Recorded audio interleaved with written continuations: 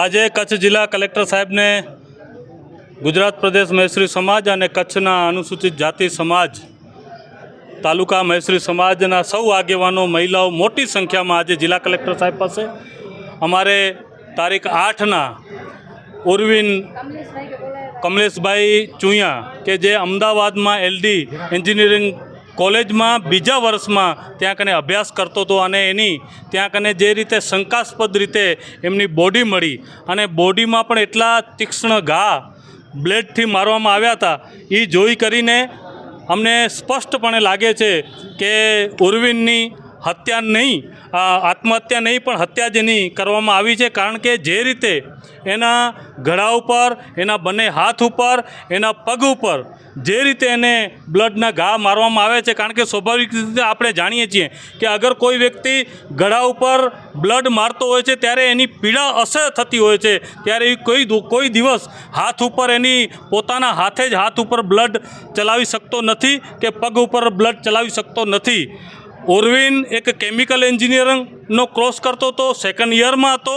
અગર એને આત્મહત્યા જ કરવી હોત તો એ ગળે ફાંસો ખાઈને પણ આત્મહત્યા કરી શકત, બાજુમાં સાબરમતી નદી છે એનામાં જંપલાવી કરીને પણ આત્મહત્યા કરી શકત, કેમિકલ એન્જિનિયર છે એટલે કોઈ દવા પીને પણ આત્મહત્યા કરી શકત. પણ એવું નહીં, હોસ્ટેલના કમ્પાઉન્ડમાં જ ત્રીજા માળે કે જે રૂમ સતત બંધ હોય છે એ બંધ રૂમમાં એની જે શંકાસ્પદ રીતે જે એની લાશ મળી છે એ લાશ જોતાં 110% અમને પ્રાથમિક દ્રષ્ટિએ જ એવું લાગી રહ્યું છે કે આની આત્મહત્યા નહીં પણ કોઈકે હત્યા જ કરી નાખી છે. અમે 2 દિવસ ત્યાં કને એલડી કોલેજની સામે ધરણા ઉપર બેઠા હતા.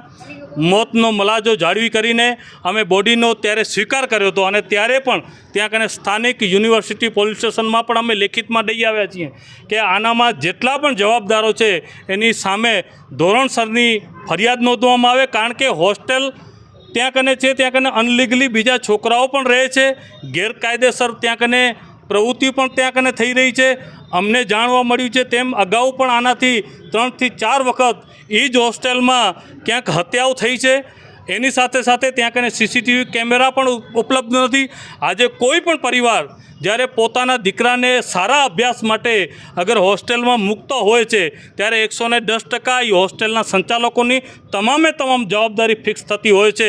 ત્યારે આ કિસ્સામાં ઉર્વિન કમલેશભાઈ ચુયા માંડવી એના કિસ્સામાં પણ 110% અમને સમસ્ત સમાજને એવું લાગી રહ્યું છે, અનુસૂચિત જાતિ સમાજને એવું લાગી રહ્યું છે કે આ દીકરાએ આત્મહત્યા નહીં પણ એની કોઈકે ક્રૂર હત્યા કરવામાં આવી છે. આજે જિલ્લા કલેક્ટર સાહેબને મુખ્યમંત્રી જિલ્લા કલેક્ટરના મારફતે રાજ્યના મુખ્યમંત્રી સાહેબને અમે સંબોધીને આવેદનપત્ર આપી અને એમને રજૂઆત કરી છે કે આની તટસ્થ તપાસ કરવામાં આવે, આની સીટની રચના કરવામાં આવે અથવા તો આની CBIની તપાસ કરવામાં આવે તો આનામાં જે સાચી હકીકત છે એ સાચી હકીકત બહાર આવશે. અને જ્યાં સુધી આ પરિવારને ન્યાય નહીં મળે ત્યાં સુધી આજે તો કદાચ 1500 થી 2000ની સંખ્યામાં સમાજ ભેગી થઈ છે.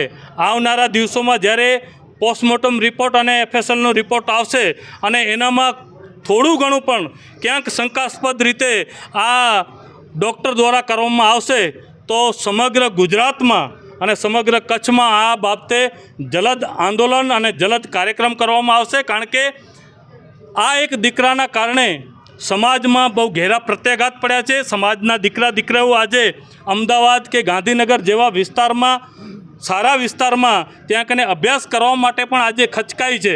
કારણ કે આ રીતે જો યુવાનોની ક્યાંક ને ક્યાંક હત્યા થતી રહેશે તો સમાજમાં શિક્ષણનો સ્તર ક્યાંક ને ક્યાંક ઘટતો જશે. એના માટે આજે સૌ ભેગા થઈ કરીને જિલ્લા કલેક્ટર સાહેબને, મુખ્યમંત્રીને સંબોધીને અમે આવેદનપત્ર આપી કરીને રજૂઆત કરી છે કે આની તટસ્થ તપાસ થાય, CBI તપાસ થાય, સીટની રચના કરવામાં આવે અને આ પરિવારને ત્વરિત ન્યાય મળે એવી આજે જિલ્લા કલેક્ટર સાહેબ પાસે અમે રજૂઆત કરવા માટે આવ્યા હતા.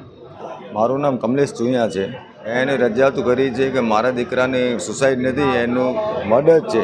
તમે જોકે એના જે જિમ્મેદાર વ્યક્તિઓ છે તેના પર તમે જોકે તપાસ કરાવો અને જે વસ્તુ તમને આવેદનપત્રમાં લખી છે એનું અમને પૂરેપૂરું ખાતરી પૂરેપૂરું અમને કરો, ન્યાય અપાવો. તો સાહેબે અમને 100% ખાતરી આપી છે કે તમે કરી દઈશ. મારો દીકરો એલડી કોલેજમાં 4થા સેમિસ્ટરમાં તો 2 વર્ષ થયા કેમિકલ એન્જિનિયર. મારી માંગણી એ જ છે કે આ બનાવ જે મારા સાથે બન્યો છે એ મારા સમાજના બીજા કોઈ છોકરા સાથે ન બને. એમાં જાગૃતતા આવે કે મેં તો મારો દીકરો ખોવાઈ દીધો, હવે બીજો કોઈ મારા સમાજનો કે બીજો કોઈ પણ વ્યક્તિ પોતાના દીકરાને ન ખોવે. ને આ જો તંત્રની આટલી ઘોર બેદરકારી આલી છે તેના પર પ્રકાશ થોડો પડે કે આમાં ગોરખધંધા થાય છે કે આવી એનું સંચાલન બહારના વ્યક્તિઓ કરે છે હોસ્ટેલનું. કે કોઈક અમને એવું સાંભળવા મળ્યું કે આ લોકો કે અમને બારે કહેતા હતા કે આ કોલેજમાં અમે જેમ કરીએ તેમ થાય, એમાં લેભાગુ તંતુઓ પણ બેઠા છે કબજો જમાવી. તો કોઈ પણ એ લોકો તંત્રને એટલી ખબર નથી કે અહીંયા બીજા અસામાજિક તંત્રો બીજો ધંધો પણ કરે છે.